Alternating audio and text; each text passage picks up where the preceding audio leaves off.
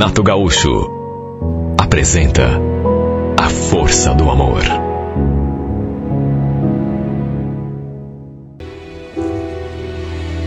Estávamos no churrasco entre amigos para comemorar o aniversário do Beto. Olha, devia ter o quê? Umas 60, 70 pessoas. Só que aos poucos o pessoal foi tomando rumo. No fim, apenas os mais chegados dele que foram ficando. Estávamos num grupo de 20 pessoas entre homens e mulheres. E foi mais ou menos nesse momento que tudo aconteceu. Um grupo de 4 amigos estava em volta de uma mesa, jogando truco. Sabe, a maior animação. Inclusive, já tinha até outra dupla esperando a vez. Eu estava ali próximo, conversando com outros amigos, quando de repente começou. Devia ter dado algum problema no jogo, porque os 4 começaram a discutir. Até que um deles apontou o dedo na cara do outro. Você é um ladrão, cara. Você é um mané. Desse jeito nós vamos parar com esse jogo aqui, tá bom? E vai ser pra sempre. Ah, cara xarope. Eu já tinha visto discussão em jogo de truco. Até em boteco. Principalmente quando valia dinheiro, né? Ou bebida, ou cigarro. Só que naquele dia as coisas saíram do controle. Um começou a dizer palavras pesadas e a partir para ofensa. E o outro, claro, devolveu. Era um chamando o outro de ladrão pra cima. Até que de repente, o Gerson falou aquela frase.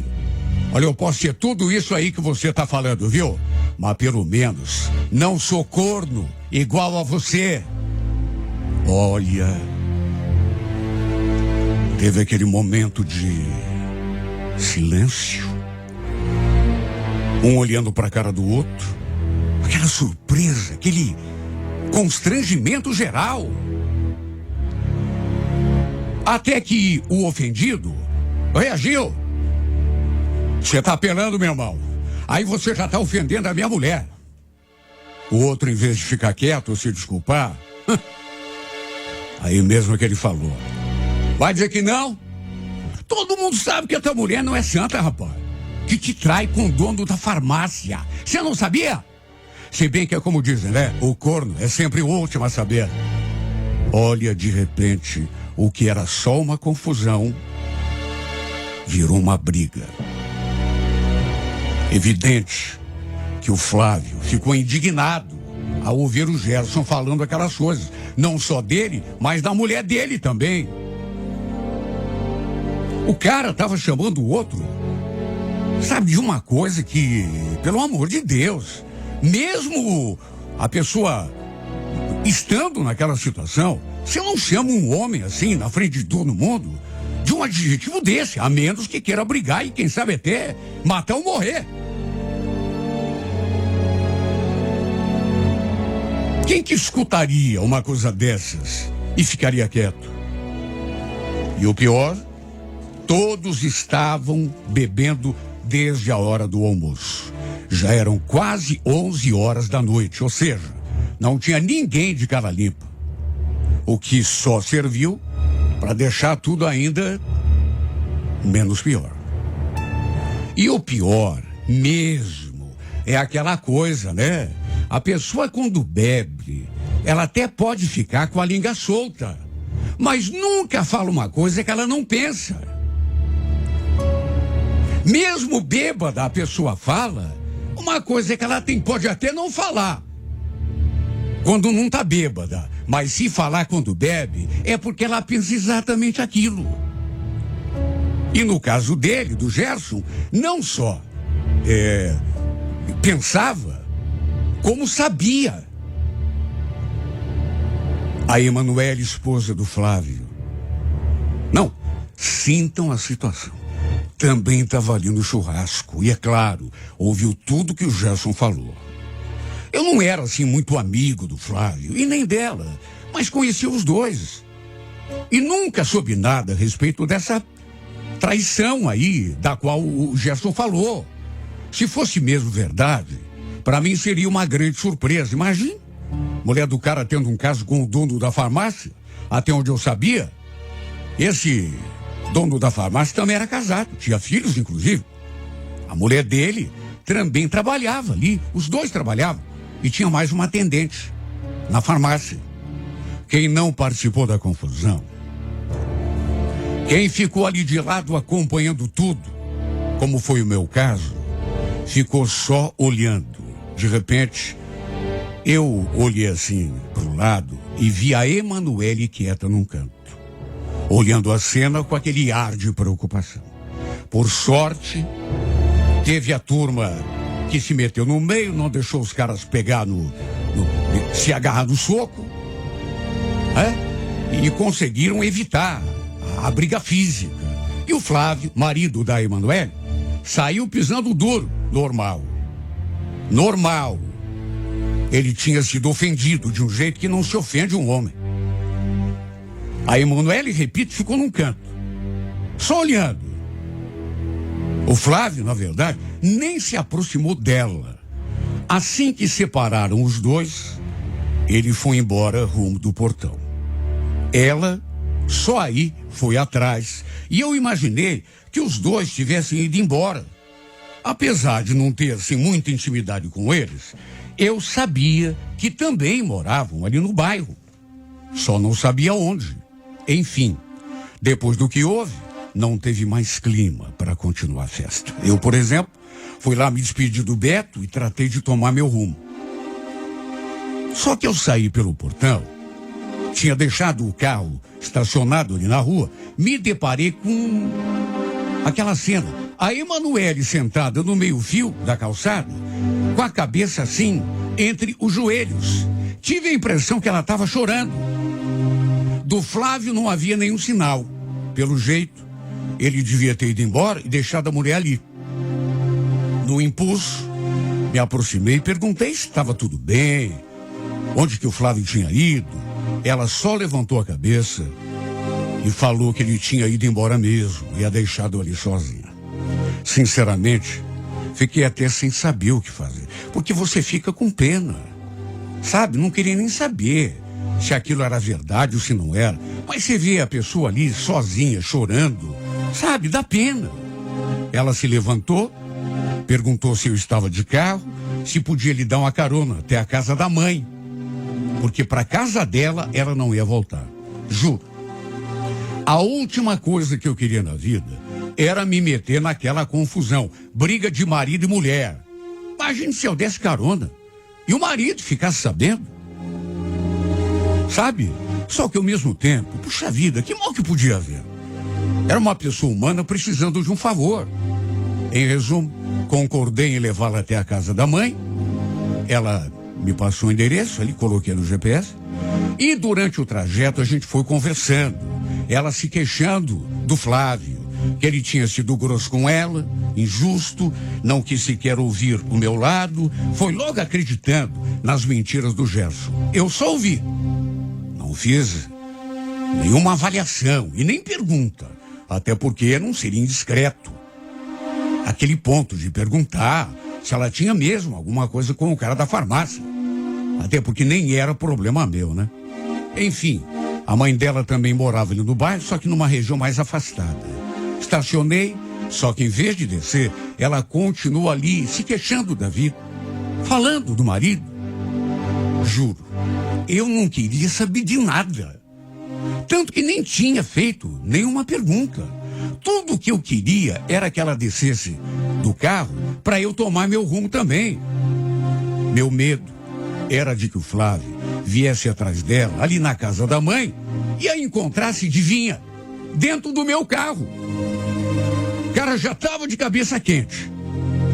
Sabe Deus como reagiria quando me visse ali com ela. No fim, para minha sorte, ela agradeceu, desceu, mas veio para o meu lado e me pegou de surpresa, porque me abraçou.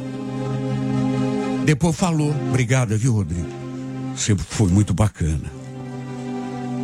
Só por ter me ouvido, por ter me aguentado aí, me queixando da minha vida. E depois me trazido aqui na casa da mãe, viu? Desculpa pela situação.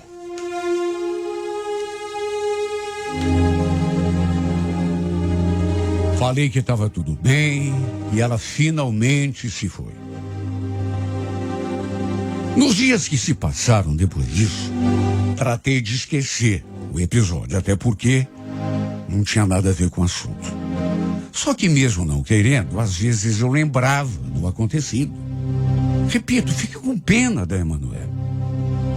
Porque a coitada, mesmo que tivesse cometido o maior pecado do mundo, ela foi exposta daquele jeito diante de todo mundo ali. E coitado do cara também, imagina. Todo mundo saber, ou pelo menos desconfiar que ele era traído pela mulher na frente dos amigos, inclusive, coloquei também no seu lugar. Para minha surpresa, alguns dias depois, fiquei sabendo que os dois tinham se separado de vez. Naturalmente por conta do fiasco acontecido lá no dia do churrasco. Quem sabe ele foi investigar, acabou confirmando a história do outro amigo, né? Nessas alturas já inimigo, ou então simplesmente largou da mulher, exclusivamente por causa do que tinha rolado aquele dia, das coisas que o Gerson tinha falado. Até onde eu sabia, eles não tinham filhos, de modo que, nesses casos, é até mais fácil. Fato é que o tempo foi passando, volta e meia eu encontrava o pessoal, mas raramente alguém comentava sobre o acontecido aquela noite. O Flávio acabou se afastando, não deve ter sido muito fácil para ele, né? Encontrar as pessoas, todo mundo tendo testemunhado aquela denúncia lá do Gerson. Até a Emanuele, eu demorei um tempo para encontrar de novo. Somente uns 8 meses depois é que a gente topou na rua. Ela confirmou que tinha se separado, voltado a morar com a mãe e ainda acrescentou: quer saber de uma coisa, Rodrigo? Foi a melhor coisa que podia ter me acontecido. Porque eu tô tão bem sozinha, sabe? Cuidando da minha vida. Aliás, e você? Tá solteiro ainda? Eu tô, faz tempo já que não tenho relacionamento, namoro, nada.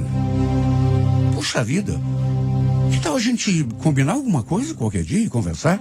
Gostei tanto de conversar com você aquele dia. Resultado, já fazia 8 meses, de maneira que o medo que eu tinha já era bem menor. Talvez nem mais existisse. E como ela insistiu, acabamos trocando os números de telefone para manter um contato e de repente até agendar alguma coisa. Foi desse modo que a gente começou a se falar por mensagem. E verdade seja dita, viu? Acho até que aquela separação fez realmente bem para ela, porque, sei lá, estava mais bonita, parecia mais cuidada. Até a academia ela tinha começado a fazer, ela mesma me contou depois. Entre uma mensagem e outra, tudo assim na base da amizade, juro. Marcamos um dia de sair numa sexta-feira. A ideia era tomar um chopp, conversar, tudo, repito, naquela base da amizade. Só que desde o começo deu para sentir que poderia rolar alguma coisa a mais. Porque até então eu nunca tinha prestado muita atenção nela, assim como mulher. Pudera, né? Com aquela confusão daquele dia. Mas naquele dia, tanto tempo depois, era evidente que eu me sentia atraído por ela. E ela parecia também interessada em mim. Tanto que não demorou muito pra gente se grudar num beijo. Depois daquele primeiro beijo, o fato é que a gente se aproximou ainda mais. Fiquei todo feliz quando ela falou: nossa, você beija bem, sabia? Tô adorando estar aqui com você. Trocamos outro beijo, até para agradecer o elogio, né? Falei que também estava adorando tudo. E foi aí que ela perguntou: seja sincero comigo. Alguma vez você imaginou que a gente ia ficar junto? Falei que não. Era verdade mesmo. E ela completou: pois eu já. Lembra aquela carona que você me deu? Eu fiquei com tanta vontade de te beijar aquele dia. Só que a minha situação era tão complicada, né? O fato é que depois daquele primeiro encontro, a gente começou a se envolver. Como nós dois estávamos sozinhos, fui deixando acontecer, até para ver até onde chegava. Trocávamos mensagens todos os dias e sempre que dava a gente marcava de se ver. E a cada dia, a impressão que dava era de que as coisas iam ficando cada vez mais sérias. Olha, não é que eu tenha me apaixonado, seria exagero falar isso, mas ela me fazia bem. E como o que rolava era gostoso, fui me deixando levar. Eu sentia até falta dela. Quando a gente não se via durante alguns dias, ficava em casa pensando nela, com saudade. Foi até estranho o que aconteceu, porque eu já a conhecia bem antes de ficarmos juntos. E até então, ela nunca tinha despertado interesse nenhum em mim. Na época, naturalmente, ela era casada, tinha marido, de maneira que até evitava, né? E de repente, tudo mudou. De repente nos reencontramos, ela separada, eu sozinho, aí começamos a nos aproximar e acabou no que acabou. Um dia, tinha que acontecer, né? Uma hora ou outra tinha que acontecer. Quem nos viu juntos foi exatamente o Flávio, ex-marido dela. Sabe, eu fiquei até nervoso. Pensei que ele fosse se aproximar quando viu, querer perguntar alguma coisa, até me confrontar, mas não. Apenas olhou para nós dois assim, com um olhar meio de indiferença até. Ainda bem, né, que ele não veio para cima de nós. E pensei também que ela fosse ficar abalada, mas nem ela deu muita bola, o que só podia significar uma coisa, né? Não sentiam mais nada um pelo outro. Aliás, foi depois e só depois desse dia que eu resolvi conversar sério com ela. Estava gostando da gente junto e achei que deveríamos tornar a nossa relação um pouco mais oficial. Perguntei se ela queria namorar comigo. Ela primeiro fez uma cara assim de, sei lá, meio... Não sei, não parecia muito certa. Até meio desconfiada. Só que depois falou, assim, na boa. Você tá falando sério? Claro, porque não estaria. Você não tá livre, eu também tô livre. Era a melhor coisa a ser feita. Porque na prática, a verdade é que já éramos namorados, porque a gente se via direto. Estávamos sempre juntos, final de semana. Um já cobrava o outro, inclusive. Até ceninhas de ciúme às vezes rolava. Se ela não me ligasse, por exemplo, eu ficava chateado. E se ela ligasse e eu não atendesse, ou então a ligação caísse na caixa postal, ela já vinha para cima de mim, querendo saber onde que eu estava, com quem estava, e eu não agia diferente com ela. Ou seja, na prática, já estávamos namorando. E olha, tudo ia muito bem. Fazia tempo que não me sentia tão bem, tão feliz. Mas um dia, para encurtar a conversa, para minha surpresa, e foi surpresa mesmo, peguei a Emanuele dentro de um carro com outro homem. Tudo bem que os dois não estavam fazendo nada demais, estavam só conversando. Só que quando vi aquela cena, e principalmente quando percebi quem era o cara, eles estavam estacionados na rua da casa da mãe dela. Eu, inclusive, estava indo lá. Só que eu passei pelo carro e me deparei com aquilo. Imagine como que eu me senti. Porque o cara que estava dentro do carro, sentado a seu lado, os dois conversando, era ninguém menos do que o dono da farmácia.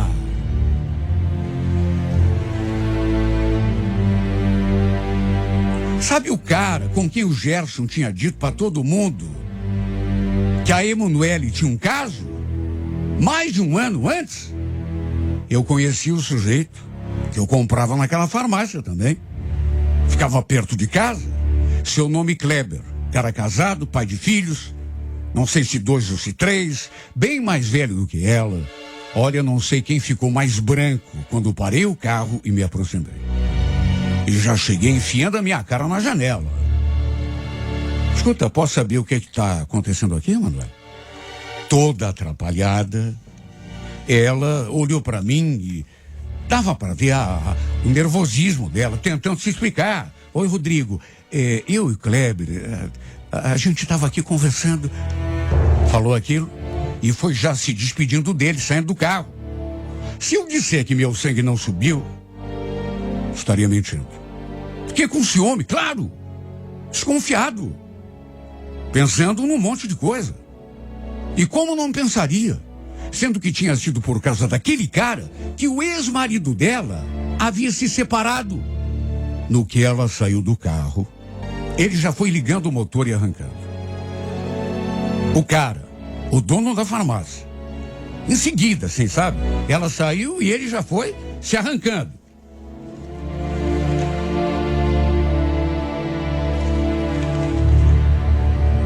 Eu, naturalmente, quis saber o que os dois estavam fazendo ali sozinhos.